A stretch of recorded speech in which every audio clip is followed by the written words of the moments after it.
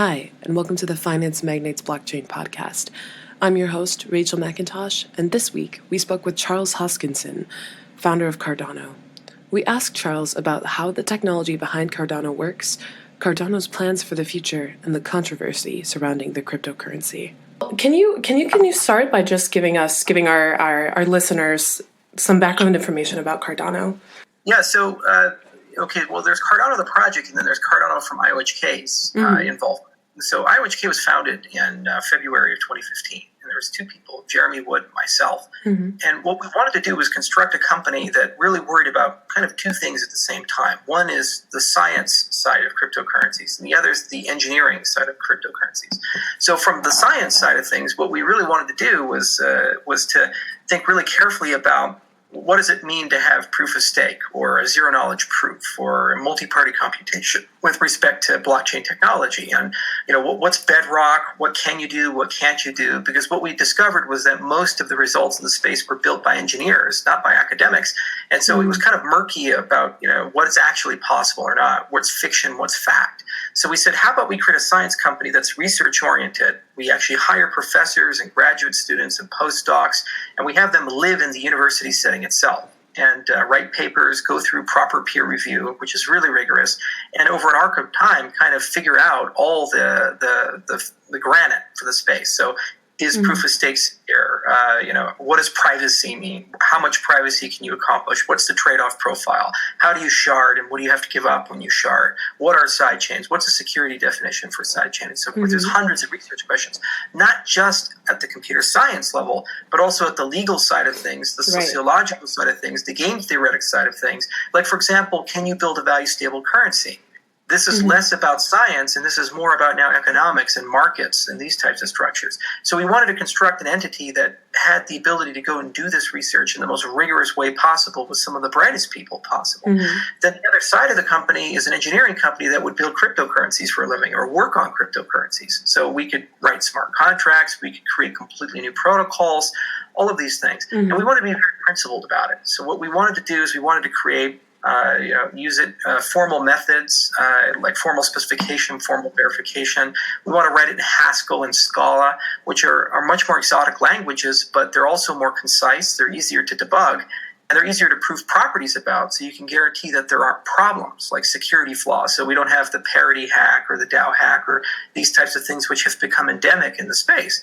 So this was kind of a crazy idea. We're like, we want to run Microsoft research and we want to run Boeing.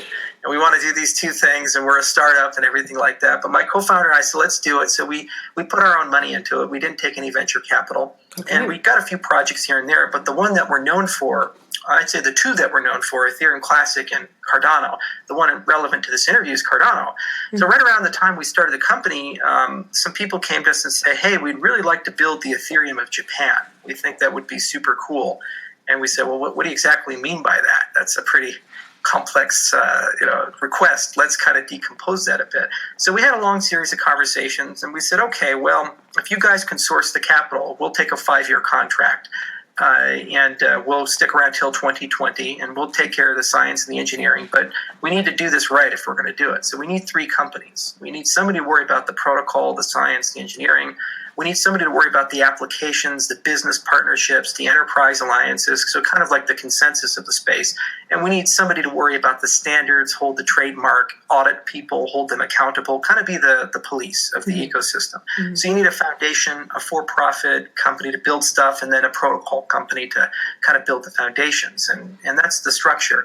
So they structured a crowd sale and basically went and did it in Japan, South Korea, China, and all throughout Asia, blacklisting the United States. And they were very rigorous about it. So there was very tight compliance. In fact, it took, if you're an average buyer in Japan, I think it took 1 to 2 weeks to even be able to buy ADA, because you had to submit your passport and your birth certificate and all this stuff, depending on how rigorous things were.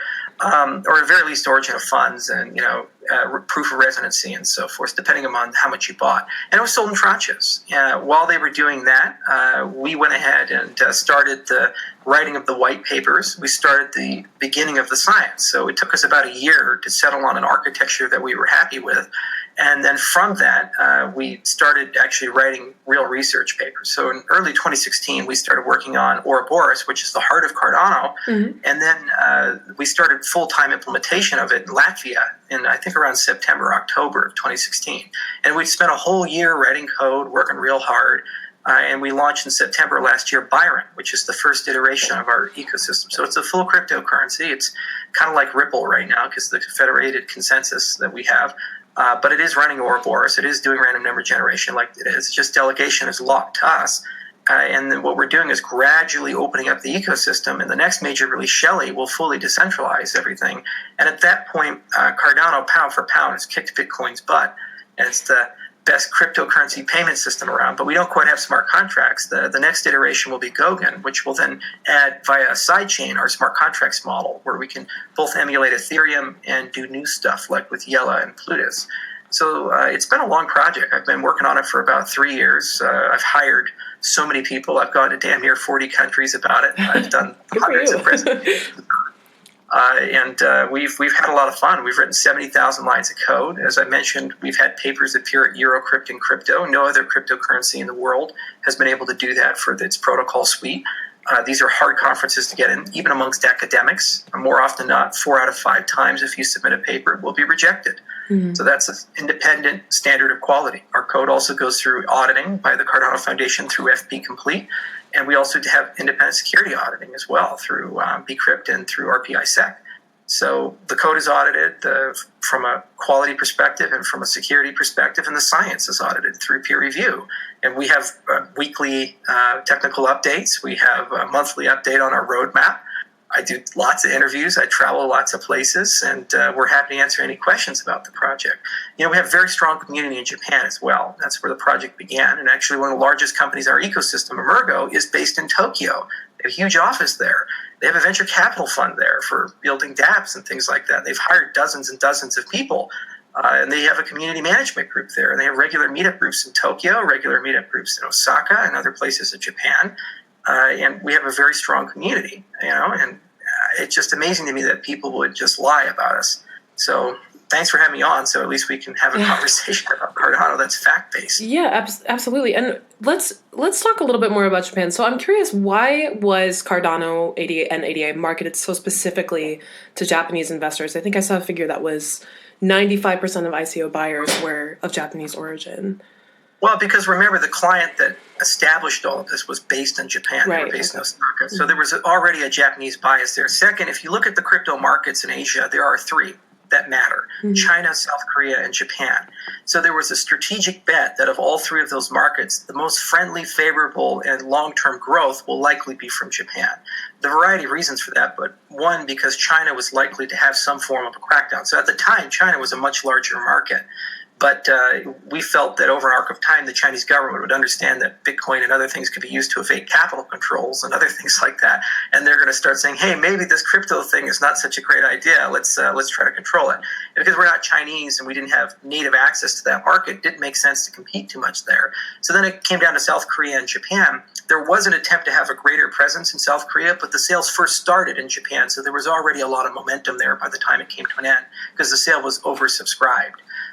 As for European and U.S. participation, the thing is that there's a difference between your primary offering and your secondary offering. So once it hits the open markets, everybody's free to buy it because it's a different token at that point. It's a different proposition at that point. It's a finished product.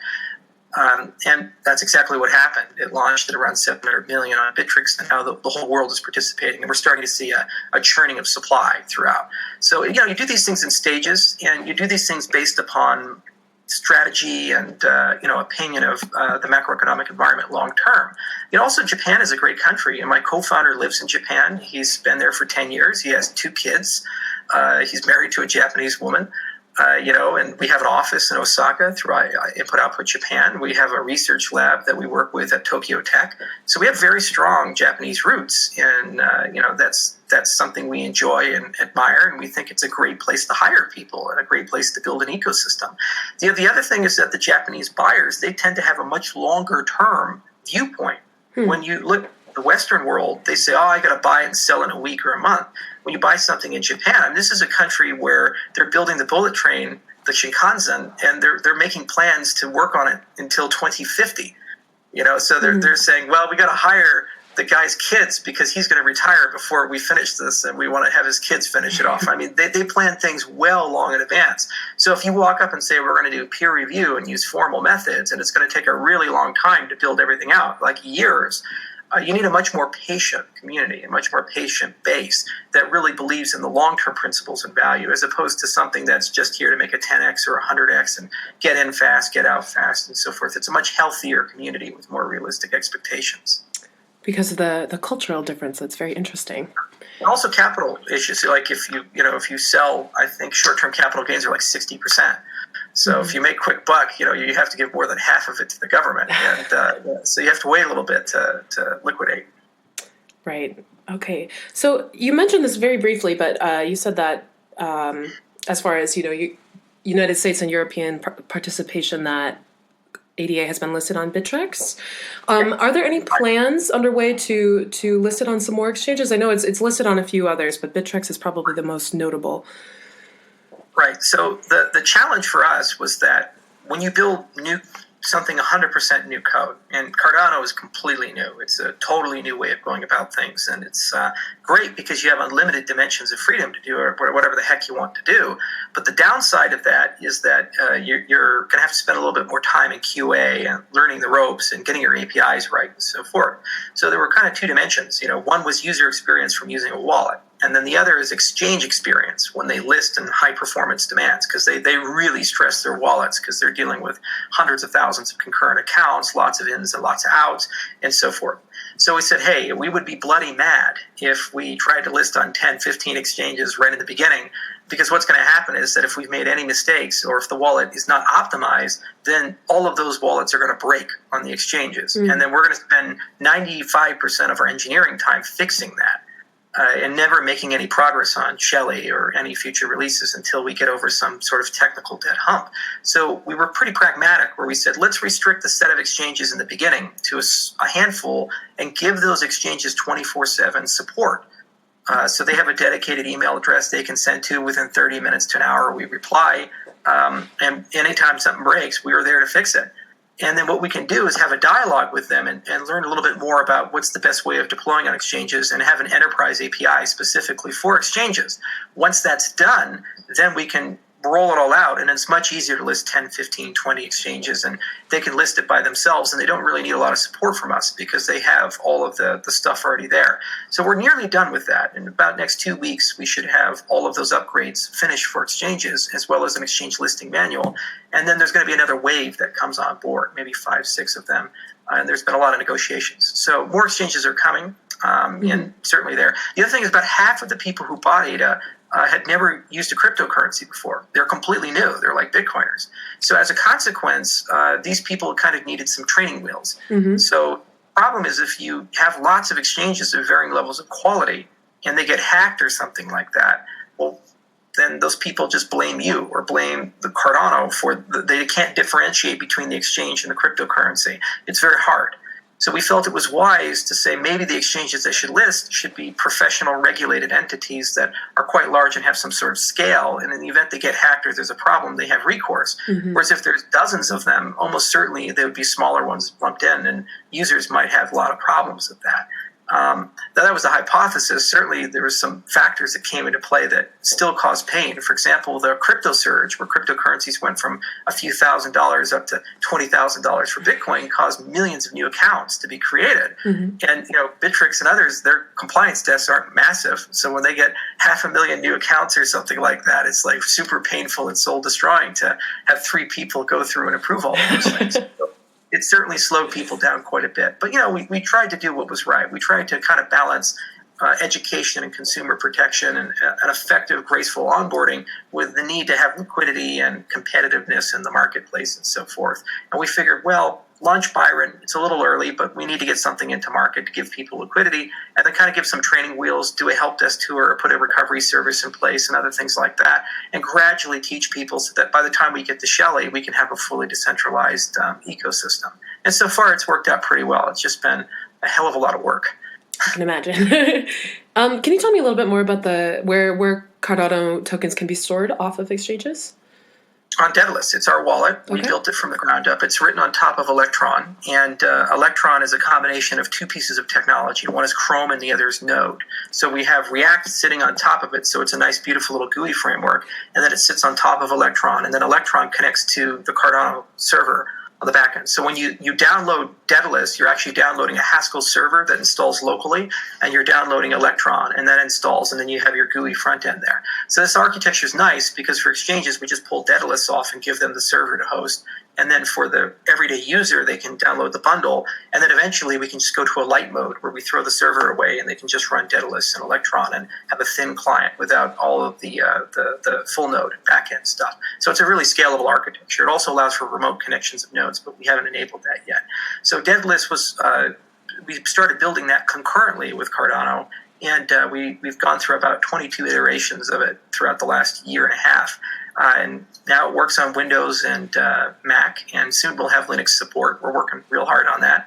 And Daedalus supports Ethereum Classic, and Daedalus supports ADA. These are the two tokens we have. And at some point, we're going to create a plugin system for it because we have Chrome and Node under the hood.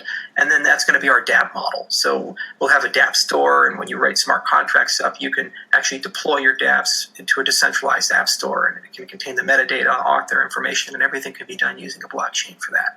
So Daedalus is the heart of our ecosystem. And at some point, we're also going to build a mobile version of Daedalus as well. That's why we built the front end in React. So we could use something like Cordova.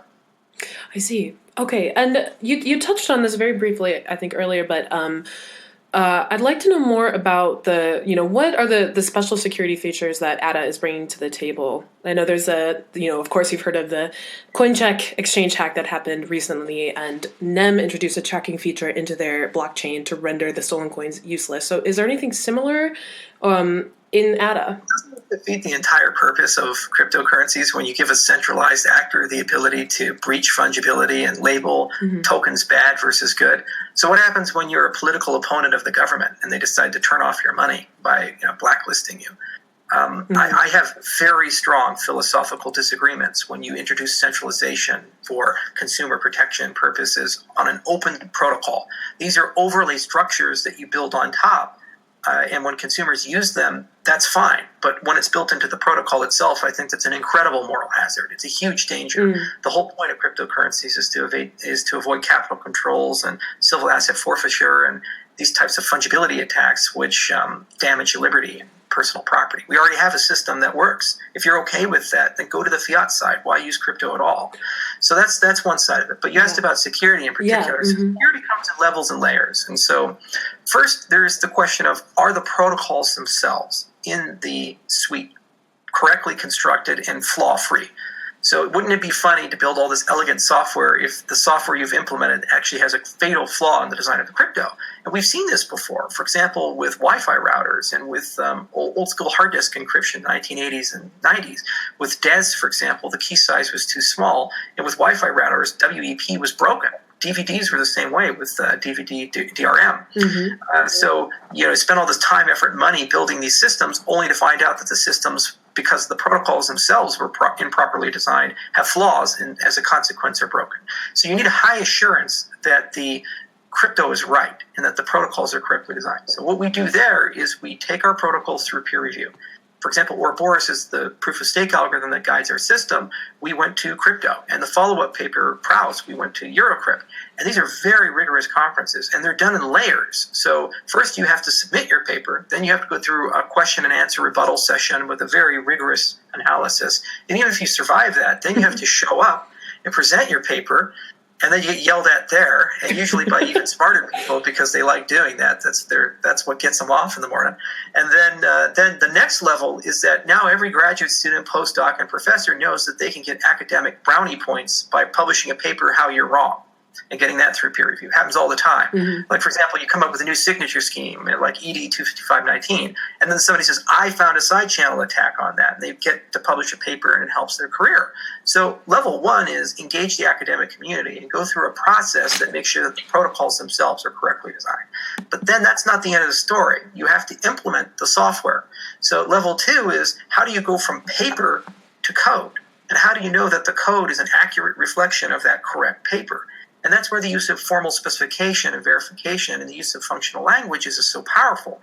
Because what you do with formal specification is you read the paper really carefully and you extract from it a lightweight, machine understandable representation of it that the cryptographer and the computer scientist can both agree on and say, yeah, this is what I meant by that. And it removes all the ambiguity. That becomes a reference specification. Okay. Mm-hmm. Then you write the code and you're able to then use a high order logic like Isabelle or Coq or ACTA, some of these languages, to prove that you have bisimulation, meaning that whenever you have an output here, it's the same as the output here, and vice versa. So as a consequence, you have very high assurance that the paper and the code are correct. Now, this is a horrendously time-consuming and a horrendously expensive process. So the question is, where do you do it? How much do you do it? And where can you don't have to do that. And it's not productive if your protocols are always changing or evolving. Mm-hmm. That's why high assurance software techniques are not used in cell phone applications or any competitive software, because every 6 weeks you're updating and changing things. And so that means you'd have to go redo all the proofs and everything. It's very time consuming. So for core infrastructure, like our consensus algorithm and the cryptography and so forth, we think it's really important to have some degree of assurance level there, not necessarily by simulation, but at least a semi-formal specification. Mm-hmm. And we're currently doing that. And we do it in stages and layers, and they're called refinement iterations. Then the final stage of it is, okay, you have the protocol, you have the software, then you have the user. Mm-hmm. You have to train your user. Because no matter how good my software is, if somebody says, hey, I just got told that by Charles on Twitter that if I give him 100 ADA, he's going to send me back 1,000 ADA. Yeah. And they send 100 ADA to that address, and it doesn't get the ADA back, and they come yell at me, and I say, what do you mean? It's somebody impersonated me on Twitter. Can't you tell the difference? So you need to educate people, and it takes quite a bit of time and effort to do that. Mm-hmm. And you do that through having meetup groups, regular publications about things, podcasts and training series. And that's why we have a whole education division at IOHK. Currently, it's internally focused to teach people Haskell, but in the remit of that group is to teach people how to properly use Daedalus, how to use cold storage, how to use paper wallets, how to use multisig where appropriate, how to avoid being scammed, these types of things. And that's just an ongoing effort and a process. And you do it through surrogacy as well. So you train people at the meetup group level, and then they train their community, and they hold workshops and so forth. So I think those are the three levels of security. One is protocol level security, and that's more of a question of, is the protocol actually right and correct and secure? Then there's implementation, and the only way you can really have a high assurance there is using formal specification and verification. Mm-hmm. And then there's user education. And when you do these three things, you end up having a very secure ecosystem. Now, there is a question of what will we support to be able to enhance security as an ecosystem. Okay, so multi-sig, paper wallets, mm-hmm. and hardware wallets are absolutely required for people to safely secure their funds. So when is that happening? We're working real hard on paper wallets. We should probably have them by next month. Multi-sig will come shortly thereafter. We'll give a firm date next month on it. And we're already working with Ledger, and they've completed phase one of the agenda. And now we have to do a bunch of stuff on our end. And working together, we should be able to, by the first half of this year, have full support on a Ledger Nano for Cardano. Okay. And actually have an integrated set for Daedalus. So those three things are foundational, and they're required for user security. But then we have to go above and beyond that. So it turns out that your phone has something called trusted hardware in it. Mm-hmm. And your laptop also has something called trusted hardware. On the Intel side, it's called SGX. And on your phone, it's called ARM Trust Zone. But basically, they do the same thing. There's special hardware that's separate from the operating system, separate from the normal software, that can't lie and has to behave in a certain way. So we're exploring, how do we use trusted hardware to handle credential management and key management and pull that out of the application and put that in there, which means that the probability of you getting hacked goes down exponentially. And if bad things happen, like, for example, if you lose your phone or you lose your laptop, there still might be some form of recovery, whereas the hacker won't get access to that and so forth. Or if malware is on the computer, the malware won't be able to breach into that trusted hardware enclave and steal your private keys. So these are all things that we're kind of looking at and considering, in addition to the kind of the three-level stack of how to get security. That's the best general answer I can give you. If there's a specific question, I can obviously go into more detail. Okay, well, I'm curious about, you mentioned these meetup groups a few times, and as far as the education is concerned, is that something that's being marketed or designed mostly towards the Japanese buyership, or is that also something that's going to be created It's for? global. I mean, there's meetup groups in London that have already happened. Wherever I go, I talk about Cardano, but we haven't gotten to the point quite yet where we're doing a big meetup group strategy, because there's still a little bit more that needs to be done to get that. But we've already seen the autonomous assembly of them. In fact, we were planning on doing meetup groups starting in March. But then people in Japan just started creating their own and contacting us and asking us questions. And we said, well, we should probably support this growing community, because we anticipated it'd take about 6 months for us to learn how to answer questions and for us to get all the technical debt in the software to a manageable level, get proper QA systems set up and bug reporting set up and these types of things. Because every software project has to go through that. So we didn't think too much about global community management. We expected Ada to kind of be a sleeper until Shelley and be maybe in the top 20, but certainly not in the top 5. But what happened was that Ada became tremendously popular very quickly, and it kind of accelerated some plans. So the entity responsible for meetup groups and community management is Cardano Foundation. And the foundation is just like any normal not-for-profit. They're lumbering and slow-moving and very systematic in the way that they do things, because they're a regulated entity and because they're in Switzerland, and they kind of have a more conservative viewpoint on these things. So they didn't staff up accordingly to do rapid response community management, and it's just something that we've kind of had to do as fast as possible. And we've seemed to have gotten somewhat of a handle on it, particularly in Japan, but we're starting now to expand globally to like Europe and America, and we've gotten incredible interest in the developing world. For example, I'm probably going to be going to Ethiopia next month, and there's already a group in Addis that wants us to speak and do something with Cardano. Also in Barbados, we have extremely strong roots, and we're even teaching people in Barbados. Haskell, we have a class we're doing right now at University of West Indies, and we have a lot of very loyal Cardano people there. So in Argentina as well, in Buenos Aires, in fact, mostly because we have a dev team there, and they kind of tell people the good word of Cardano. So we've seen great growth, but definitely would like to get more meetup groups. My goal would be 50 to 100 by the end of the year. That's one of the reasons why Ethereum grew so quickly, because that was a big part of our strategy. And actually, in my own personal past, I used to be part of the Ron Paul campaign, and that was back in 2007. One of the reasons we grew so quickly was because we created meetup groups for Ron Paul. We were able to go from 5,000 people to about 2 million people in under a year, which is extraordinary growth. Most of that organic, viral through YouTube, Meetup, and MySpace and other mediums. I see. Okay, and then you've also mentioned this briefly, but on the Cardano website, it says that Cardano differentiates itself by being designed, quote, from the ground up to deliver a secure and sustainable blockchain that can protect user privacy while allowing for regulation. So can you elaborate on this a little bit more? What are the special privacy features that ADA has? Yeah, so first off, you have to ask yourself, where are you in hot water and where are you okay in terms of regulation? So you look at accounting and computation. Right now, they're bundled. If you look at Ethereum, for example, they're all the same. Your computations and your accounting and vice versa. It's kind of like those commercials where they had peanut butter and jelly and they mixed them together. Well, that's exactly what happened. You've mixed your peanut butter and jelly together for computation accounting. But these are very different things, and they carry much different liability. As a Bitcoin miner approving a transaction from the outside, you have no way of knowing whether that transaction you're approving is used to buy a cup of coffee at Starbucks or that transaction is used to buy an AK-47 for an arms dealer in Africa. You just have no idea. So as a consequence, the regulators decided to be very hands-off and say, listen, you don't need a special license, you don't need to do compliance, you just can't know. But when you're a validator and a miner in a smart contracting system, you may be able to discern between the smart contract that runs CryptoKitties and the smart contract that runs Silk Road.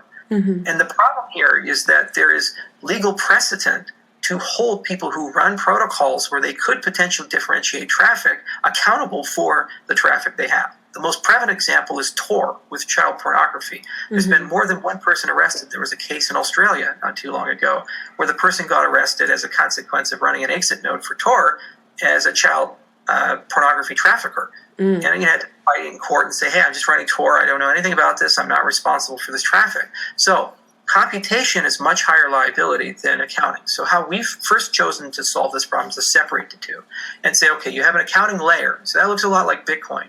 Then you have a computation layer. That looks a lot like Ethereum. And you connect them via side chains. But the validators here don't necessarily have to be the same as the validators here. They can be different. Also, these computation layers, you don't have to have just one. You can have multiple layers, some of which are open and permissionless, and some of which are closed and permissioned and have actual regulations baked in.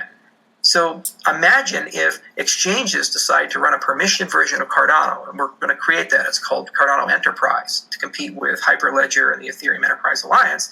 So imagine if exchanges decide to federate, and Bitflyer and Coin and Bitstamp and Bitfinex and the rest of these guys get together and say, we're going to run a common ledger amongst the exchanges for the purpose of fiat settlement. Well, you'd be able to do that and put a computation into it, all these things, and allow trading within that kind of a system. That's still technically a permission system, and the consensus nodes are the exchanges themselves. But by doing this, they get real-time continuous auditing, proof of solvency, fast settlement on the fiat side. There's a lot of things that they can do on the business logic side that federation could provide. Well, that then could constitute a control layer for Cardano, and you can move ADA into it and out of it, for example. So that's why we said that abstraction is really nice, because you can put the risky stuff in a risky bucket, the low-risk stuff in a low-risk bucket. And then the other thing is that you can have principles with your system, okay? So on the low-risk stuff, you can make that as private as possible, as principled as possible, no capital controls, absolutely fungible. But then on the computation side, you can go to the regulator and say, would you like a sandbox? And they can say, sure, and say, tell us what you want in your sandbox, and we can build that for them. And then what they can do is say, if you want to use ADA in our jurisdiction, you must use this sandbox. And that's between them and their people, and every government has the right to ask their people to comply. But they have to be volunteer to comply, and the main protocol won't support that type of regulation. That's kind of level one. Then level two is saying that we need to put in support for metadata and attribution into the system. Again, this is an optional field, but this is the lifeblood of the existing financial industry. If you withdraw $500 out of an ATM, there's a story behind that. If you're withdrawing it next to an expensive French restaurant around 7 o'clock on a Friday night, maybe you're going for dinner. If you withdraw it next to a brothel at 2 o'clock in the morning, same amount of money, facts and circumstances may be a little different, right? So metadata in many cases is more important than the transaction itself. It's the story behind the story. So the modern financial industry lives and dies by attribution and metadata. They want to know who sent the transaction, who received the transaction, what's the story behind the transaction, and they have a risk system based on that. So, for example, they have something called a suspicious activity report in the United States. So if you're a money service business like JP Morgan Chase or Wells Fargo or Bank of America, then your job is to monitor all the transactions in your ledger. And if you notice a transaction suspicious, report on your customer and file a SAR. Okay, I'm not endorsing this. I'm not saying this is ethical or good, but this is the reality of the current world financial system. That's the legacy system. Now, cryptocurrencies don't do that. They're a completely separate system. They have a completely separate demand. So what happens when you want to be interoperable? That's one of the three pillars of Cardano: scalability, interoperability, sustainability. Well, if you want to be interoperable with a legacy system, you can't go to Chase and say, I know you're a regulated entity, you have a banking license, but I want you to, on principle, placate and accommodate me as your customer and protect my privacy, not tell the government anything. Unless you're George Soros or Vladimir Putin or somebody, you're probably not going to get that kind of luxury, and even if you do, at some point they'll discover this thing, and then there'll be $1 billion fine for a bank, just like Credit Suisse and others suffered when they tried to evade these types of things. So as a consequence, what you have to do is be able to make a decision yourself of whether you want to do business with regulated entities. And then we have to do is build into the protocol a way of doing that still somewhat protects your privacy and still somewhat protects you in a global sense. So what does that mean? You can encrypt and then add on metadata that only the people you've sent that transaction to can decrypt it. And so they can know origin of funds, they can have their compliance information, but outside observers, it still looks like a normal everyday transaction.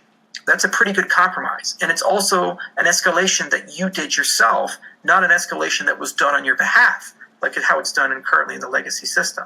So figuring out how, where, and why we can put in metadata and attribution with the user doing that, I think is a very nice thing. Now, going back to trusted hardware has another dimension to this. How do I know when you claim you're in London or you're in New York or you're in Tokyo, you are in London, New York, or Tokyo? How do I know that? Well, either you have a trusted third party who attests that and says, yes, I saw her there, or you can have your own trusted hardware do that. You can do geotagging with trusted hardware, and the hardware can't lie. So if the hardware believes that it's in Tokyo or in London, it can attach that, and the person receiving that record knows that the record is correct. So what does that mean? You can start automating origin of funds, automating compliance, and the single biggest cost center of all legacy financial institutions now goes down as a result of this scheme. And the information being stored is accurate. Now, the great part about you being a consumer is what happens when people manipulate the metadata, try to change it to make you look bad. Like I mentioned the ATM example, what if they switched it? What if you really were at the French restaurant, but somebody switched the metadata to make you at the brothel to hurt you politically? Well, if you commit that to the blockchain, you still get auditability, timestamping, and immutability to that data record, even though that data record's encrypted. And you have the decryption key so you can prove it to the world if needed, or court if needed. So I think this is a great way of synthesizing syntopically all these different concepts together and giving people a lot of dimensions of freedom. It's a conversation. We're not the only ones involved. There's a research firm in England called Xian that's working very closely with the Cardano Foundation on the Distributed Futures Research Program. And they're looking exactly into these things like geo-stamping and what our bank's going to need and so forth, and giving us business requirements. And we're building protocols and capabilities up. We're setting up a trusted hardware lab right now, and we'll be making an announcement about that at University of Edinburgh, specifically to explore how to do these types of things, along with other things like offline, off-chain payments. And then it's just a matter of then talking to regulated entities and building pilots with them and getting these things gradually rolled out. And then over time, we can add these capabilities into the system, and then they're there when people want to use them, but they're not compulsory. They're voluntary, always. That's the philosophy. I see. Okay, so Cardano has risen pretty quickly to the top of the industry in terms of coin market cap. It's been hovering around 5th or 6th place for several weeks now. So just in the simplest possible terms, why is Cardano worthy of this position? Well, why is anybody worthy of their positions in the market cap? The Bitcoin is advertised as a payment system and a means of exchange, and then everybody who's ever tried to use it for that, it's been a miserable failure. They usually stop taking it, or they find ways to take cash and through a creative structure like what BitPay's done. Ethereum claims to be a world computer, but then CryptoKitties breaks it. So the reality is that all of our competitors, everybody, is living in speculative land. They're saying at some point in the future, there is a belief that these systems will change the world, and these systems will, within their domain, really innovate, really change things. But there's dozens of them, and nobody's quite sure which one's which, so people are taking their bets. And people looked at the science, they looked at the team, they looked at the progress made already, they looked at the philosophy, how we go about doing our business, and they made a bet that Cardano seems to be a contender. And to be frank, within 6 months to a year, we will be pound for pound better than Ethereum and Bitcoin in every dimension and aspect, just based on how our roadmap's rolling out. And that's just generation one. We're still moving our way forward to be able to shard and scale, and we have a great strategy for that and so forth. So I think a lot of people that have entered our ecosystem are betting that Cardano is going to be a strong contender. Now, it's not the only one. Ripple could certainly be a strong contender. They have a very different philosophy and viewpoint of how these things ought to be structured.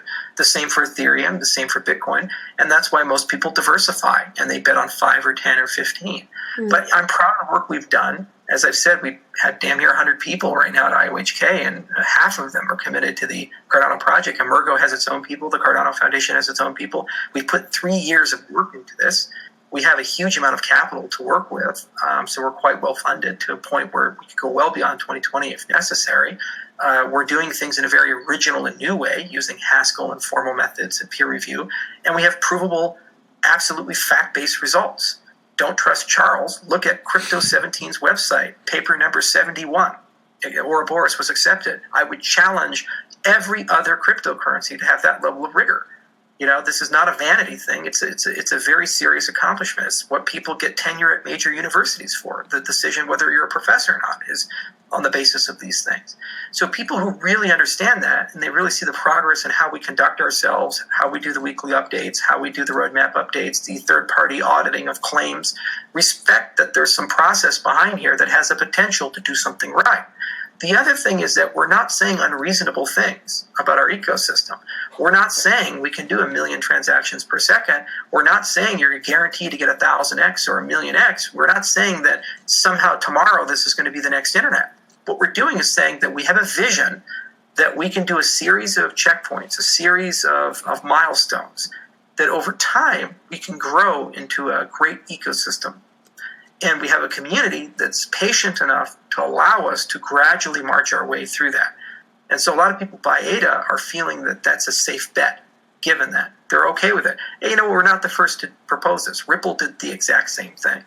They raised some money with a VC. They created the Ripple ecosystem for a very long time. They were brutally criticized. They still are. Mm-hmm. And they kept telling people, look, we got a vision.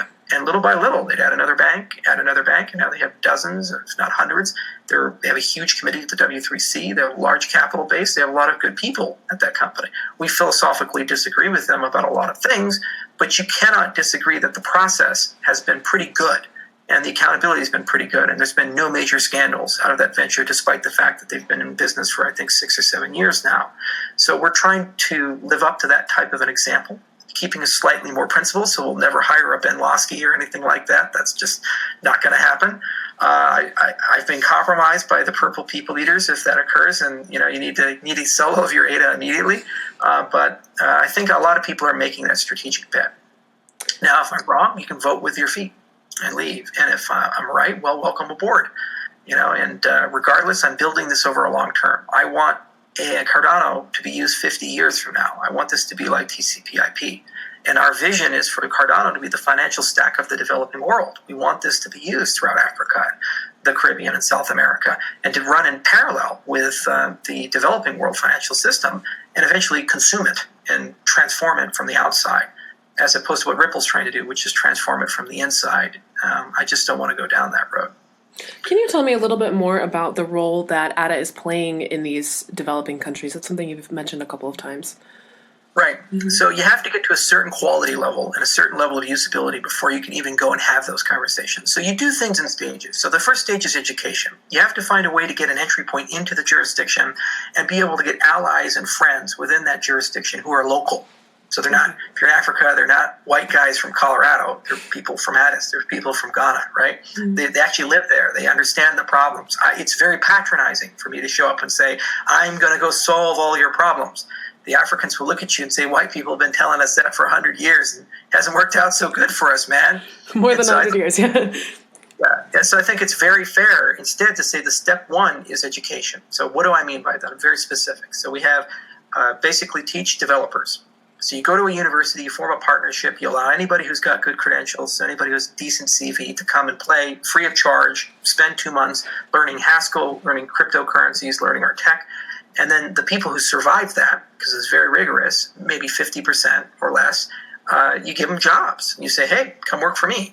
Then the next level is to identify low-hanging fruit of things that you can basically do with a blockchain that they absolutely need in these types of jurisdictions. So I'll give you 3 examples. One is property and land registration. The big problem in Ethiopia right now, especially in rural Ethiopia, and actually a lot of African countries, where people will go and bribe the land registrar, go and bribe the local government to change ownership of some land and then take your land from you. So you could be living on something for 20 or 30 years, and if there is a deed, it can just be swapped, and the government's going to back this person who's bribed them. So they have a credibility problem with property rights at the moment. So if you were to take those records and disintermediate them from the government in an easy way, that in itself is an enormously valuable thing. Second, identity. So how do you go into a jurisdiction where people are unbanked and then build an identity kernel and then go ahead and build a reputation system? You absolutely need this for e-commerce and you need this for credit. You can't give a person a loan unless you know who that person is. You can't do that. Or you have some marker that tells you that that person is reputable, unless it's a collateralized loan. So that means only the people who own stuff can get stuff. So the rich get richer, but there's no way to build wealth. Okay? So the great news is that there's tons of alliances forming, like ID 2020 and others, that are figuring out how do we do blockchain-based ID. So it's just a matter of choosing best practices, going in those jurisdictions, and then talking to a government, say, would you like to modernize your ID system like India's doing with Aadhaar or what's been done with Estonia and so forth? And more often than not, they said, that's a really good idea. Let's run a pilot. And you can do it within a scope and a context. Then once you have that identity kernel, you can build a reputation system, and then you can have higher order discussions about lending and remittances and e-commerce. The final thing to do is to basically get people interested in writing smart contracts to solve local problems. This is why the education is so valuable, because after you invest a few months of education, you've built out a group of people. They now know how your tech works. They now know how to write smart contracts, and they now have access to the broader community. You've introduced them to that. And so as a consequence, they can start thinking about those little itches, those little problems that they have, and writing a lot of software and deploying that. Now, this is a long arc. It's going to take many years, 5, 10, 15, 20 years, to get it all the way through start to finish. And that's why I keep saying Cardano is such a long arc project. It's not something you can do simply, but you can start now. So we say we have to learn how to enter Africa. We actually have a person, his name's John O'Connor. He's our Director of African Operations. He's currently in Ethiopia, running around talking to people. And we have our Director of Education right now in Barbados, just finishing up his Haskell class there. And after he's finished, we'll probably run some sort of a class maybe in April or May. We'll announce that at some point, specifically in partnership with some sources in Ethiopia. Then we build up an office. Then we're in a really good position to run some pilots. Now, here's the great thing about our competitive nature with these pilots. I can, with the contracts we sign with local government and federal government in Africa, stipulate that all the labor will be done by local hands, local people. So we're creating jobs, and none of it has to be done in New York or London or Tokyo. It makes me a lot more competitive versus IBM, Microsoft, and Consensus and the rest of these guys. Politically, it's a lot easier to sign on board with that. And it's an endless well. Because once you have the infrastructure, you have the people, then you can talk about financial products, then you can talk about proper markets, then you can talk about tokenization of natural resources. You can just keep going back to that. The other thing is because Cardano is going to have a treasury system, every single person we train there knows how to access that treasury, submit ballots to it to get funding from the community, kind of like how Dash gets funded and so forth. So you're creating kind of like a decentralized global venture capital firm that all of these people throughout Africa and other places now will have access to and knowledge to have to utilize it. And then you create a very natural way to create municipal contracts that over time will create trust, faith, and credibility with the technology for the purposes of voting and property rights and identity, and eventually for the use of markets. Now, it's not all of the things we need to do. We have to do more. We have to deal with the infrastructure problem, and we also have to deal with the value stability problem. These are problems that if we don't solve, we will not get adoption. So the infrastructure problem is that not everybody is online all the time. And so what you need to be able to do is support offline, off-chain payments. And that's why we're so interested in trusted hardware. Because what you can do with trusted hardware is you can create a special address that lives on your hardware enclave. Once you load it, then you'll get a proof of uniqueness for that, which means that that's the only copy of the address in the entire world. Mm-hmm. Then what you can do is you can go over Bluetooth or some other transition medium, encrypt it with the key of another enclave, and transfer from one hardware enclave to another hardware enclave offline. So this is done phone to phone, for example. And then once that transaction is confirmed, it will automatically destroy the key on your phone and give a proof of destruction to the other enclave. Now, if you can do this, it now means you have cash. It's basically like having a $20 bill in your pocket. And you just tap your phones, enter a password or something, and then boom, it's transferred to your friend's phone, and now you've spent that, and you didn't need to be online. By the way, that's the most private transaction you're ever going to get in your life, because from the blockchain's perspective, no key is moved.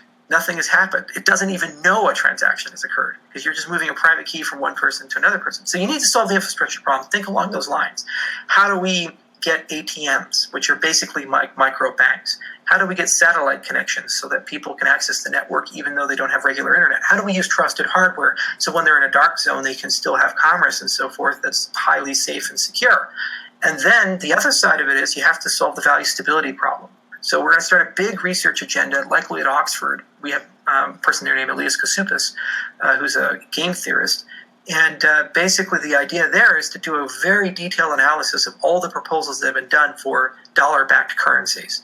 So like Tether, MakerDAO, BitUSD, these things. So either you're trying to synthetically emulate the dollar or you're actually issuing an asset based on another asset to pick the value and say, can you, with a network as a derivative of ADA, create something that will be backed by, that will replicate the value of a dollar within some sort of reasonable bound? Now, if that can be done, and we think that probably can be, it just requires a lot of really deep research, then that becomes the instrument that you use as a means of exchange, and that becomes the instrument that you use for credit. If you have these things, game over. You have a 3-4 billion person financial system, you've got working markets, you have value stability in many cases much better than the dollar itself, because once you can create the dollar, you create a basket of things that are very immune to volatility. And then you have the ability to spend it anywhere and the way you want, how you want, and you can interface on a global or local scale. And then you have local surrogates who are developers who know how to build on top of these things for payment systems and for their own personal dApps in their communities. And they have access to decentralized treasury. So we thought about this a lot. We've invested quite a bit of time into it, and we have great partners, and we're going to be putting a heck of a lot of money and time into it. We might not get it done, but I think that we at least have the right to try, and that's the point of the project. Philosophically, my belief is that it is a rigged game, the markets in America and Europe. It's rigged. Tell me more Chase about runs that. it. Goldman Sachs runs it. They just basically write their own regulations, and they never go to jail. They basically sold people junk with mortgage-backed securities and CDOs, and they knew that. There was emails saying that they knew they were selling people fraudulent products. If I did that, I would go to jail for 20 years like Bernie Madoff. But because they're prominent, not only did they not get to go to jail, they got to keep all the money that they earned, and they got a reward to become larger and more prominent in society, and then write the new regulations that will. And this is under a Democrat administration with a supermajority in the Congress, who are supposedly going to be the ones who do hold these guys accountable. So after I saw that, I said, it's a rigged system. And I can't go to Chase and say, I know you're making all the money and you have all the power, but please, for the sake of humanity, can you take a step back and be more honest and more transparent and not screw us? And they'll say, yeah, we'll think about that. Nah, not really. But my belief is if we actually go to a place where Chase isn't at, where Wells Fargo isn't at, Bank of America isn't at, and say to them, hey, we can give you guys your own banking system that you control, that's open source, that has principles behind it, then by aggregation, you'll eventually get millions and then billions of people in that system. And then the only way for the legacy world to effectively do business with those people is to change. So now it's a question of, do you want 3 billion new customers? If so, you have to change the way you do business. And that's a much different conversation than Charles Hoskinson going and saying, please bank changes. So I can be very persuasive, but I don't think I can be that persuasive. I think I'll end up dead or in jail. Okay, well, Charles, before we continue, we technically have 9 minutes left. Do you have more time than that you're willing, or? Okay, good. I just was curious. So I'd like to ask you about the fees on the Cardano network. I know you mentioned that, there's problems with the Bitcoin network, obviously, with scalability and fees. And it's been described on the Cardano website that each transaction in ADA will cost at least 0.155381 ADA, with an additional cost of 0.000043964 ADA per byte of transaction size. And I know the reason for this was cited as DDoS attacks and preventing those attacks. So long term, what effect do you think that these fees will have on the network? How do you feel about criticism that these fees will prevent ADA from being used for everyday transactions? Right. So first, it's an economic point. There is no notion of a free lunch. So whether fees are free or they're free, the reality is you have inflation compensating for that. So you have this idea of operators. You have to pay somebody to run the system. And that's consensus, that's the governance, that's development. So there's explicit operators, which are known to the protocol. They're called endogenous operators. And there's exogenous operators, those external to the system. For example, developers and marketers fall into that category. Well, what compensates them? Why do they have any incentive at all to go and speak the good word of your protocol or work hard and spend their own money on your protocol? Well, they need to get something in return for that. Well, maybe that's brownie points, maybe that's goodwill and peace, but if this is to be infrastructure with billions of people, the resource demands of running such a system are enormous. So you have to pay them somehow. How we pay them in Bitcoin is through a combination of inflation and transaction fees. Now, it's entirely possible to use a different mechanism, get rid of transaction fees altogether, strengthen up your naming system a bit, and then punt all of that to inflation. That's what Dan Larimer has done with EOS and Steam and other projects that he's worked on, is that he seems to think that somehow transaction fees are a barrier to consumer adoption. But then the question I have is, well, hang on a second here. If you're sending a transaction, you by definition are moving value, so you already have value to move. And then second, what you're assuming is transaction fees will always be high. If we build good tech, the fees can be exceedingly low, like less than a penny, in some cases 0.10 of a cent. But you still need some form of aggregation, or else what you're going to do is you're going to just debase everybody's money. Inflation is a tax on everyone. It's like in Canada, they have free healthcare, but no, you pay taxes for that. The money has to come somewhere so you don't pay up front, but you pay on the back end as the society. So it's more of a question of what's the minimum fee required in terms of resources, and how do we make that smaller and smaller and smaller? So that's a question of engineering and research, and then it's a question of who should pay. And it's entirely possible to build systems with subsidies. So, for example, the base layer of ADA can connect to a control layer, which is then used to a payment system, and that's a subsidized smart contract by a business that wants to acquire customers, and they cover all of that. But to say that the protocol itself should be completely free to run, and somehow that's possible, whether you're IOTA or EOS, I think that comes from marketing and a misunderstanding of economics themselves. They're still going to need network traffic, you're still going to need transaction processing, that's CPU cycles, and you're still going to need hard disk storage. So that's energy and materials. The question is just who's paying for that. And, try to run BitTorrent on a metered connection on a cell phone. Let's say you accidentally have BitTorrent on your phone and you're streaming Game of Thrones and you get your cell phone bill back and have $500 because you use so much data. You say, oh my God, well, that's what people are doing with their laptops because they're not seeing that price. They're just paying a lower price for it. They don't seem to care. But BitTorrent relies on people providing network resources, and all cryptocurrencies are the same way. So what we're trying to do with Cardano is have a very conservative economic conversation and gradually open up. So first off, you create domains where people can introduce subsidies. And then second, you see how people are using the system, and then you adjust MP accordingly. So those fees are arbitrary. You just put them in for DDoS control, and the value of ADA is pretty low, so they're not unreasonable fees. We're not even collecting them. In fact, we haven't made a single dollar from running Cardano yet. The federated control that we have, those fees are burnt, and we don't get any inflation. That's turned off at the moment because we didn't want to have any financial incentive to run the network. We're actually running it at a loss. But at some point, people are going to run the network, so then you have to ask, what is their stake? What is their game? The other thing is we want a treasury system. So are we just going to have indefinite, persistent inflation to fill our treasury like the U.S. government does and just print money out of thin air? Or are we going to have a sum-zero game where you pay something and that gets reallocated and you don't have a debasement of the underlying money? Over an arc of time, debasement has a tremendous effect on the value of the dollar.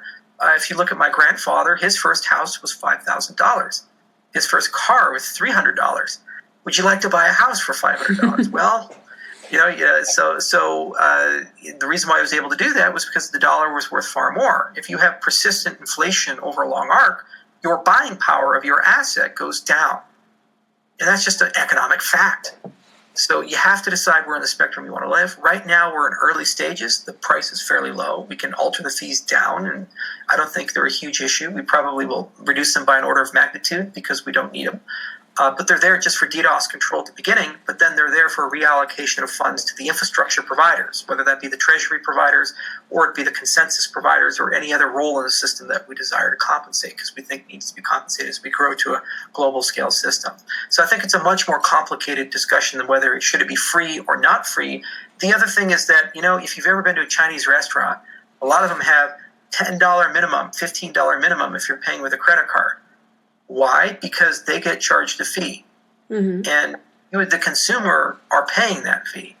They're baking it into their price scheme, and they're creating purchasing minimums for it. So you buy a $5 thing, you have to go buy some more just to be able to complete that transaction. So I think it's an oversimplification of a complex issue, and I think it's a lack of understanding of economics that are driving it, and people are purposely doing this because they want to gain marketing brownie points. It's the same situation with transactions per second. Okay. And so now I'd like to switch gears a little bit and ask you a bit more about some of the criticism that Cardano has received within the crypto community. So some voices in the crypto community, and including even some news sources, have written off the Cardano project as vaporware. So how do you respond to that? Look at the code. Install our client. First, the question is referential. You have to ask yourself, is this source credible? You have to understand that the crypto media is not objective and fair. It's quite biased. People pay for articles. A lot of these editors are 24-year-old kids who have never run a publication before. They have no journalistic training. They have no editorial discretion. And they're not even willing to have a conversation.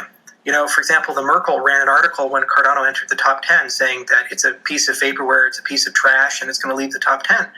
We sent an email to the managing editor saying, you never even once talked to us, and the person who wrote the article can't read our code. can't look at our tech, can't understand our papers. So how do you even know that? Well, upon what basis are you making these allegations or these claims? The other thing that people say is we're just a white paper. It's like the 10,000 active full nodes right now running and thousands of transactions going through and then billions of dollars of ADA being traded would say differently. Or they say we're an ERC20 token. That's another thing that we keep seeing. We're a full network. We're launched. The code is there. You can download it right now during this interview. Go to daedaluswallet.io and install it. Go to our GitHub repo, IOHK GitHub. Google that. First result will be Cardano SL, more likely than not. You can see the 70,000 lines of code. So it's perfectly legitimate to say that we aren't there yet. We don't have the right solution to some problem, that you disagree with our philosophy. I don't think it's legitimate to say that there's nothing there or we haven't done any work. In fact, we're ranked right now #1 in terms of GitHub commits, if you look at CryptoMiso. So it's like, if you look at our repo, you look at how fast things have grown, you look how many contributors are there, the quality of the engineers we have, the external audits that have been done, and if you look at the peer review process we've gone through, there's a lot of objective independent sources that say there's something there to what we've done. It's a different conversation to say if this is high quality or not, or reasonable or not, and I'm willing to have that conversation. That's fact-based and that's fair. In some cases, it's subjective and opinionated, but I'm still willing to have that. But what I'm not willing to do is accept it when people lie. They're not allowed to say, hey, you're an ERC20 token. It's factually false. EOS is. We aren't. They're not allowed to say that we're just a white paper and we have no working product or software. It's a lie. It's provably false. So when I hear this type of a criticism, I judge it on who is levying the criticism. Have they talked to us or not? Do we have a relationship with them or not? And if we don't, and we've never talked to them, and they're not in a position to even be able to read our code, then I'm incredibly suspicious of the criticism, and I feel that the community as a whole should be that way. The other thing is the community has to understand that the press in the cryptocurrency space is not objective. A lot of the articles being written are sponsored. People pay for them. I'll give you a great example. I'm not making a value proposition on Tron or not, but we went from number 17 to number 5 on CoinMarketCap in a very short period of time. Tron went from, I think, number 18 to number 6 in a very short period of time. Cointelegraph decided not to write an article about us, even mention us, including on their price analysis. But yet they wrote a doting, glowing, beautiful article about Tron and how quickly it grew. It's basically the same, 18 to 6, 17 to 5. It's the exact same story, but apparently Tron gets an article and we don't. To make matters worse, one of the editors got fired as a result of an article that they wrote where Cointelegraph wrote about the Weiss ratings, where we were rated B- above Bitcoin. And then they said we had no working product in the article, in which case I called out everybody at Cointelegraph publicly, and they issued a retraction and an apology and fired the editor who edited the news article to say that against the wishes of the author of the article. And there's a retraction still on Cointelegraph for that. So you just have to be real careful with it. And I think you need to get back down to basics and say, okay, how do I personally assess the quality of cryptocurrency? What are your personal metrics? And then apply those towards us. And more often when people are being fair and reasonable, we do quite well. We are quite favorable. When people are being very subjective, like, I don't like Charles's beard, or I don't like that he does his interviews with giraffes behind him, or something like that. When you do that, I can't win, okay? Like either I'm irrationally your best friend or irrationally worse than Hitler. But that's not an argument I really want to have or relish. Right. And then some other reports have emerged that, as far as some of the marketing of ADA in Japan, that it was marketed as, quote, an investment to retire on. Do you know anything about that? The source of that came from a guy named Jerry, and he wrote a series of articles about me and about Cardano and about Ethereum Classic, the last of which was that we had people dressed up in panda suits to convince children to start gambling, and that was in Japanese.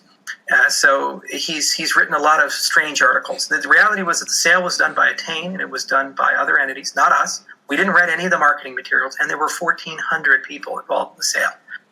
Now, guess what? You can cherry pick when you have 1,400 people involved in something. At least one person that's not a good person. It happened with Ethereum. When the sale of Ethereum happened, there was something called EtherCoin, where people bought Ether and then listed it and sold it on a market as kind of a futures market for the price of Ether. This was against the terms of sale. It was against the entire point of the sale, but people still did that. And the same people sell Ripple. They sell other assets as well. So there were some people who did these things, apparently. They were in Japanese. I didn't write them. I know nothing about them. Where we find them, we ask them to be taken down. Where we find them, we ask them to stop talking about it. But, this is an invasive, pervasive problem throughout the entire cryptocurrency space. They started with Bitcoin, and now they're moving to ICOs because they're there. But oftentimes, what's followed on by that is that we preyed upon the elderly. This is a pump and dump, and this is just a cash grab for people. So the counter to that is that everybody went through compliance. Less than 5% of the people who bought ADA, because we actually collected these statistics, and they haven't been collected by other cryptocurrencies, were over the age of 65, and everybody over the age of 65 were entitled to a full refund if they asked for it up until February of last year. And about $380,000 worth of refunds were processed because they asked. Furthermore, we're the only crowd sale that ever did consumer protection, in that when you went through vending in the month of March, you could ask to have your certificate that was vended backed up. And so that meant if you lost your certificate, you could go through a recovery process by going through compliance again and getting your certificate back. Literally, millions of dollars worth of Ether have been lost because somebody lost an email or somebody lost their wallet or their computer crashed or something like that. And being able to put a consumer protection phase in with a new community was something that we didn't have to do. There was no legal compulsion to do that, nor was there for compliance, but it was something that we did because we cared. And then we went and did the help desk tour, where we went all throughout Japan and taught people how to install Daedalus, how to redeem their ADA, and use the wallet, including how to use an exchange if they wanted to sell. Yet still, there are some people running around, Koji's one of them, who says we're Japanese OneCoin, we preyed on the elderly, and we hurt people. And I'm just trying to understand here. You sell something at a $70 million market cap, you bake in consumer protections, you give them liquidity when they want it, and they can exit at any time at 100, 200x. And that's apparently the worst thing ever. We screwed people, apparently. It's just bizarre. And it's incredibly hurtful. And there are some established people in the cryptocurrency space who privately have purposely, for competitive reasons, pushed these rumors and these allegations and these other things out there. And yet, time and again, we respond the same way. It was audited by the Cardano Foundation, the sale. They didn't have a dog in it. They looked at by tranche. There were consumer protections put in. There were suitability guidelines on the sale. There were conduct guidelines for the salesmen. The compliance was done. This wasn't a high-pressure sales tactic because, by definition, it couldn't be. If it takes you a week to buy something, how is that high pressure? Mm-hmm. High pressure is where I put a gun to your head or push in on a seminar and force you to buy something there. If you have to go home and think about it, talk to your wife about it, and hope she doesn't throw you out of the house, then guess what? That's not high pressure by definition. Whereas all of these other people structure crowd sales, like, for example, bats, where it sells out in 30 seconds, and some person pays thousands of dollars in a transaction fee to front run everybody else because he wants to get in. Mm-hmm. You tell the people on the other side, this is going to take years. You can't find a single video of me coming and say, give me money, I'm going to make you a 10x, 100x tomorrow, because they don't exist. Every interview I've done, you can look through hundreds of hours of them. Every presentation I've done says you need to do things systematically, you need to do things over a long arc of time, and value comes from real utility. I gave you an outline strategy of how are we going to enter Africa, how are we going to create millions of customers and do real things that create real benefit to people. Meanwhile, you got people running around saying, buy BitConnect, you'll make so much money. They never seem to get criticized by these very same people. You still have hundreds of millions of dollars invested in OneCoin, for God's sakes. Yet we're compared with them by these people who criticize us. It is bizarre. It's patronizing, it's assaulting, it's slander, and it has to stop. You know, you can dislike the technology, you can dislike people, you can think I'm an asshole. Great. Let's have that conversation. But don't say I defrauded people and don't say I defrauded the elderly. That's wrong and it's slander. So why, you kind of touched on this, but why do you think that the Cardano project and you have caught so much flack within the crypto community? Your guess is as good as mine. I mean, I don't think I've attracted as much flack as, let's say, Ripple has attracted. Mm-hmm. They certainly have taken a huge share of criticism, including from me. Ethereum took enormous criticism. You know, when we were running Ethereum, every single day, people would say, it's a scam, it's a pump and dump, they're going to run away with your money, Vitalik's already liquidating his Ether, the pre-mine is morally wrong. We received enormous criticism, and they still receive enormous criticism. There are people in the Bitcoin community who, in any negative news of Ethereum, will go and say, this is evidence that Ethereum is just about to collapse and implode, and they're all going to go to jail. lawyers going on and say we violated securities laws, and they go on a podcast and go through the founders of Ethereum and debate which ones are going to be thrown in jail or not. They started with Vitalik, then Charles, and so forth. Tone Vays did this in his Crypto Scam podcast. Okay, so everybody, when you're doing something, will receive criticism. Some of the criticism is fair, some of the criticism is unfair, and some of the criticism is slander. The reasons behind it, people are crazy. I think that's the case with Jerry. The other reasons behind it, people have financial interest in damaging you or political interest. You know, if you're running a sum-zero game and your product's competing with someone else's product, you have money in the game and you have every incentive to be vitriolic. Could you imagine politics in America if you made money or lost money based on whether Trump or Hillary won? How much more radicalized and polarized they would be. And that's exactly what's going on in the cryptocurrency space. The other thing is that these are very complicated systems and people can't understand them. So they bite shed. So what they do is they pick their favorite little nitpicky thing. They focused only on that thing and then build an entire campaign around it. Charles said X, either that's positive or negative. Like, for example, we say we want to work with banks, we want to work with governments, we want to work with municipalities. One group of people hear that and say, he's trying to be adoption, get a lot of people in. Another group of people say, you're a sellout, you're against the cryptocurrency space, you're going to give up privacy, you're going to give up all your principles. Well, we have to have a nuanced conversation about what I'm talking about there, but that requires us to do exactly what we're doing here, which is spend an hour talking to each other and maybe hours of follow-ups and lots of Q&A, because these are complicated things. But people don't have that attention span. We live in the age of Twitter, and we want to use 140 characters to decide if someone's good or bad. And as a consequence, people pick their sides and lob their hand grenades at each other. This is why we, as a project, keep saying things like process over people. And we as a project started from the very beginning with federated power. You know, I don't get to decide everything in Cardano. Never have, never will. There's the foundation, there's Emergo, and there's many other actors that will come on board. And every one of them will have a seat at the table. And eventually that seat will be blockchain-based. It'll be built into the protocol itself. So if I get hit by a train, Cardano keeps going on. It keeps growing. It's its own ecosystem. And that means these personal attacks against me will become less effective. But what people are used to is cult of personality around cryptocurrency. Most people buy EOS because they like Dan Larimer. Most people buy Ethereum because they believe in and like Vitalik Buterin. So it's very easy if you want to attack an ecosystem or discredit an ecosystem to go and destroy a person and say Charles is evil or Vitalik is evil or Dan is evil. They're all sociopaths and they're going to steal your money and so forth. And that's the way it is. Right.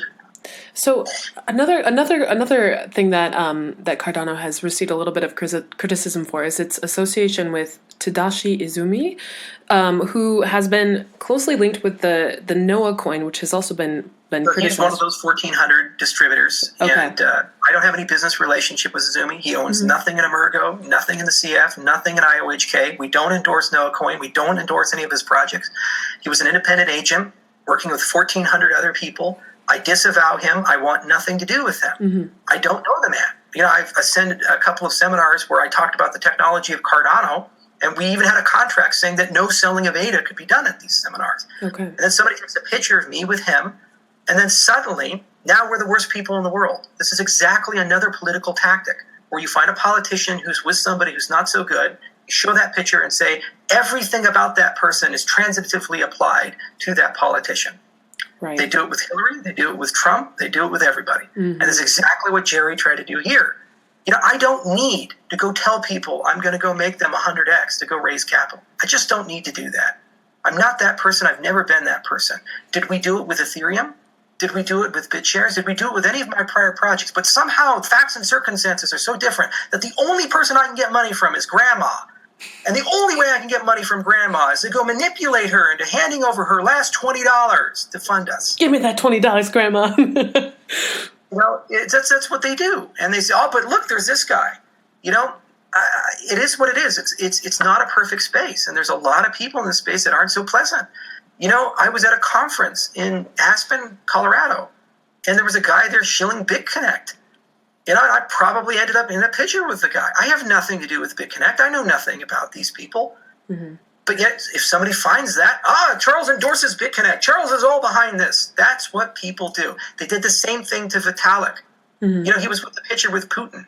He said, oh, you were at a seminar, Putin was there. That must mean that Russia is backing Ethereum and Russia is behind it, and Vitalik is a sellout to Russian policies and ethics. I appeared on Russia Today on Max Kaiser's show.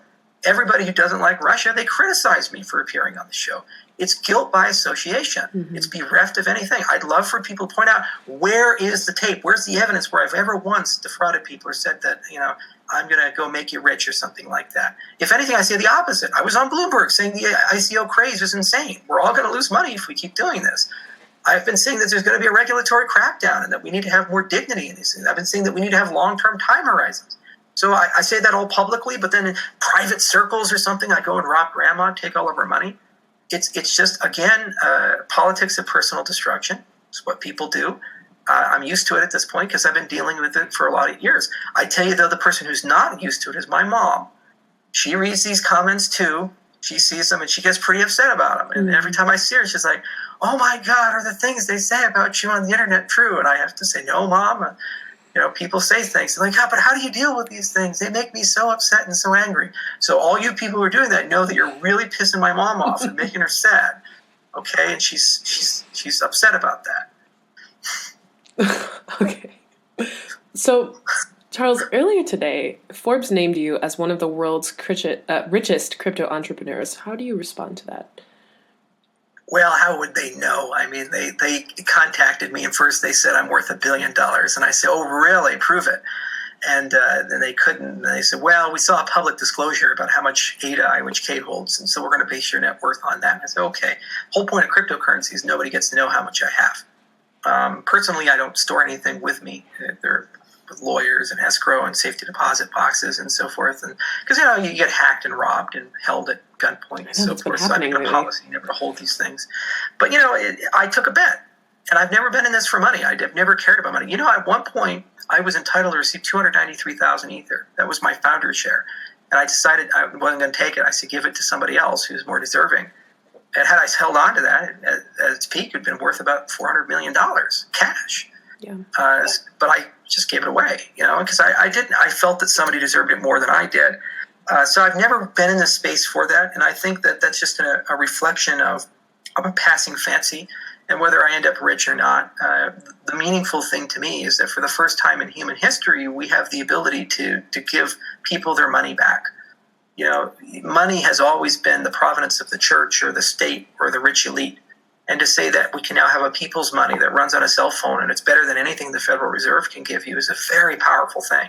And it's a very amazing thing. And I think that, to me, that's a privilege of a lifetime to be able to even work on that a little bit. It feels like the beginning days of the internet or the beginning days of the software revolution.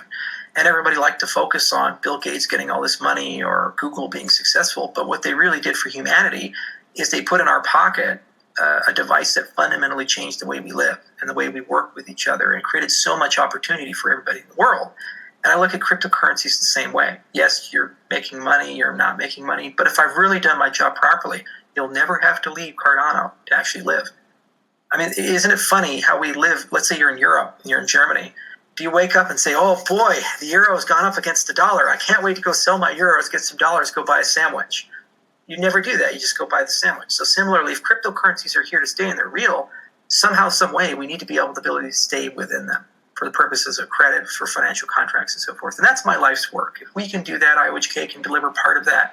Cardano Protocol has some part in that story, some brick in that wall. That's so much more meaningful than some list from Forbes.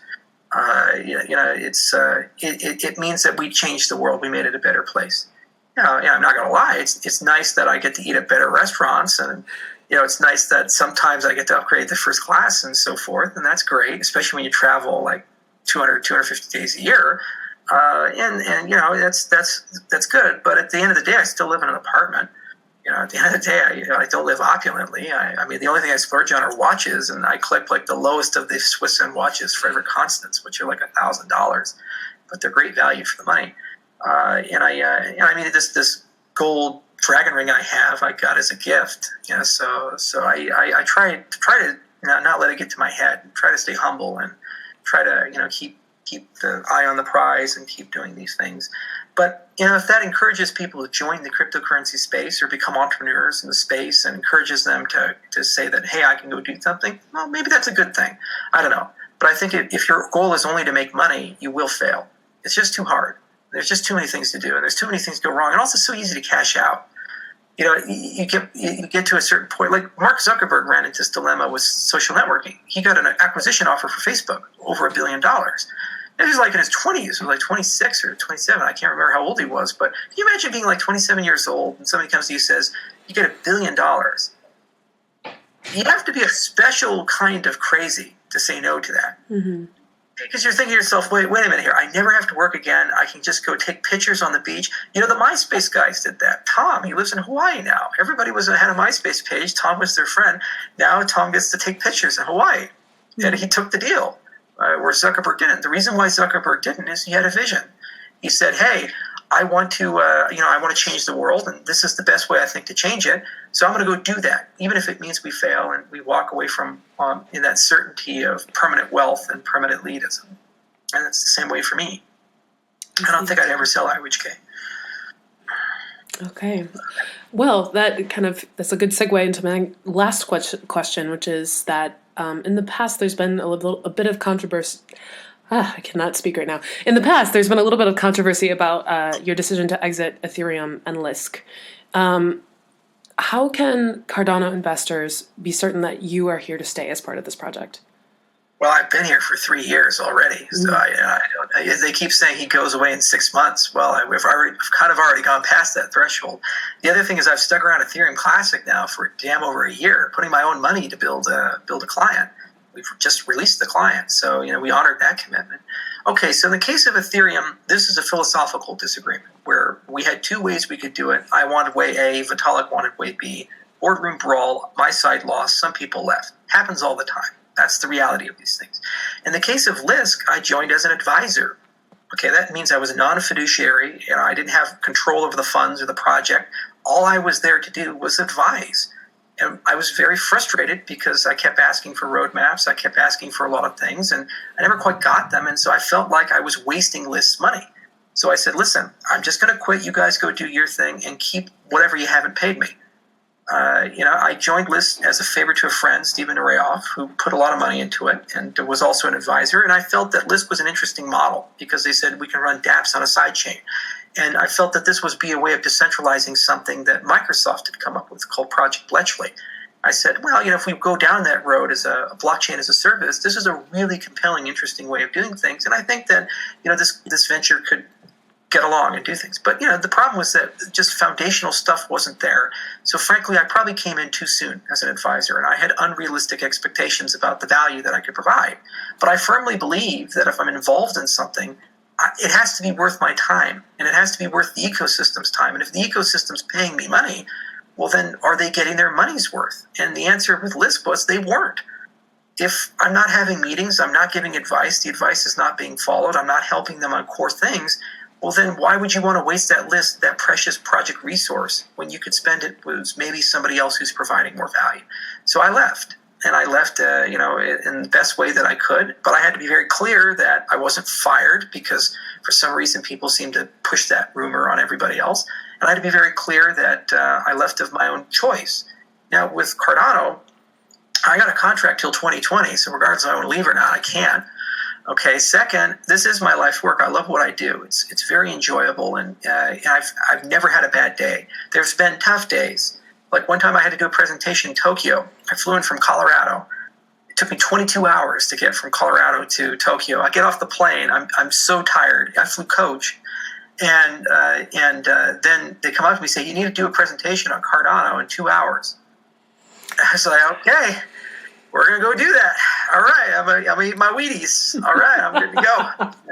So I had my monster, and I went and talked about Cardano. And then I had to go client, take pictures with people, shake some hands, and all these standard things. But that's the way the job is. But I still loved it. It's my job. It's what I do. The other thing is Cardano's not just about IOHK or Charles.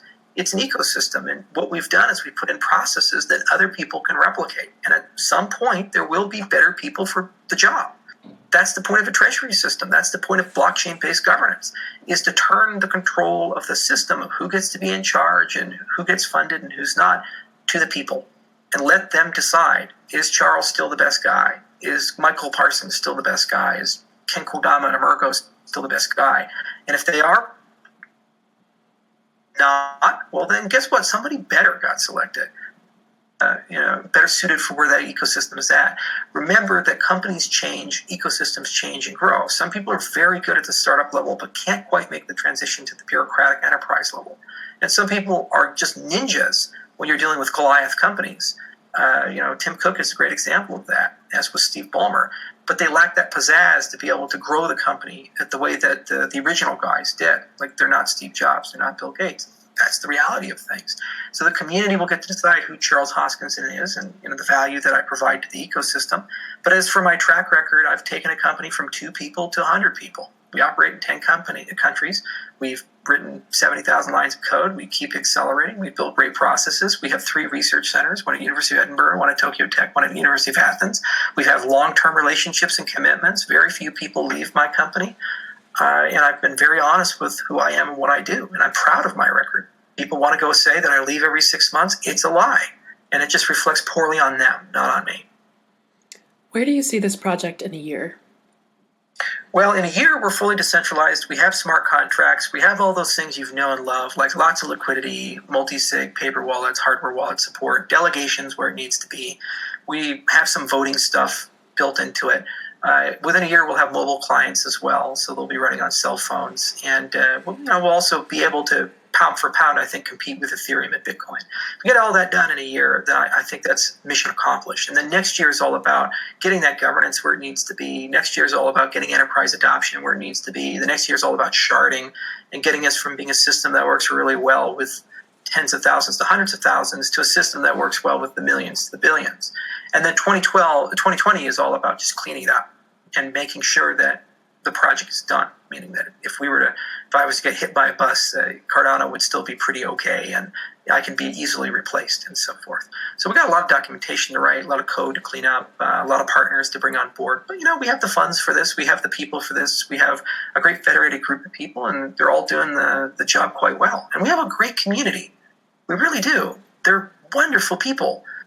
When you write things in Haskell, guess what? The Haskell community starts paying attention to you. And these guys have PhDs. They're really smart. When you use formal methods, the same. When you use peer review, academics take you seriously to an extent that they contact you when they find problems. They don't write a blog post saying how evil you are. So we have a great community, and these people are just keep getting better. And my hope is that we can keep investing in that and grow it to hundreds of thousands of people by the end of the year. Mm-hmm. And then just to clarify, when you say that do you think that ADA can go pound for pound with Bitcoin and Ethereum, do you mean in terms of market cap or in terms of the technology or just all of the above? I never mean about that. I never talk about price because I can't control the markets. The markets are markets. What I mean pound for pound is whatever Bitcoin does, we do better. And whatever Ethereum does, we do faster, cheaper, and more safely. So that's what I mean by that. So we're going to have better VM, better consensus algorithm, better architecture, and we're able to do more things like support more languages, better development experience, these types of things. That's my hope. And if the market decides that that's worth a lot of money, that's the market's decision. But it's not going to affect my roadmap one way or the other. That's exogenous to the goals of the project. Okay.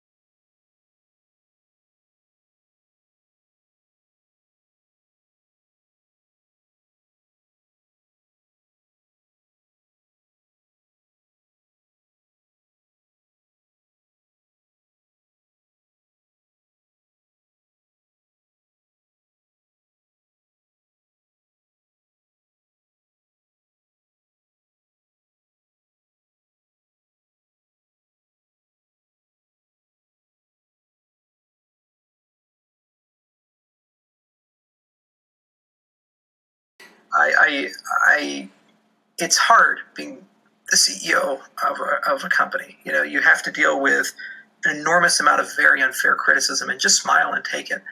And then you have to deal with people who lie over and over and over again. When the price of ADA goes down, you have people come and say, they're selling all their ADA. Like, we publicly announced the address we hold our ADA at, and it hasn't moved. But yet people say this, and then people believe them, and say, would you like to comment on the allegations that you're selling your ADA?